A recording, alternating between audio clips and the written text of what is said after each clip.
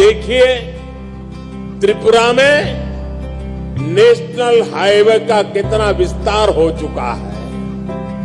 पिछले 5 वर्षों में कितने नए गांव सड़कों से जुड़े हैं। आज त्रिपुरा के हर गांव को सड़कों से जोड़ने का काम तेजी से चल रहा है। आज भी जिन सड़कों का शिलान्यास हुआ है, उससे त्रिपुरा का सड़क नेटवर्क और सशक्त होने वाला है। अगरतला बाईपास से राजधानी में ट्रैफिक की व्यवस्था और बेहतर होगी, जीवन आसान होगा।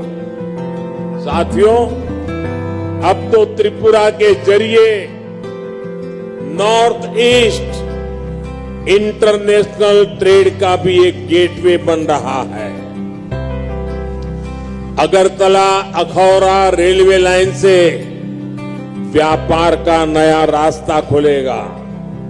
इसी तरह भारत, थाईलैंड, म्यांमार हाईवे जैसे रोड इंफ्रास्ट्रक्चर के जरिए नॉर्थ ईस्ट दूसरे देशों के साथ संबंधों का द्वार भी बन रहा है।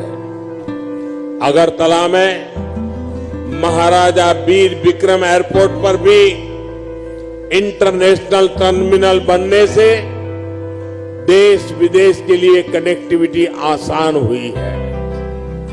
इससे त्रिपुरा नॉर्थ ईस्ट के लिए महत्वपूर्ण लॉजिस्टिक्स हब के रूप में विकसित हो रहा है।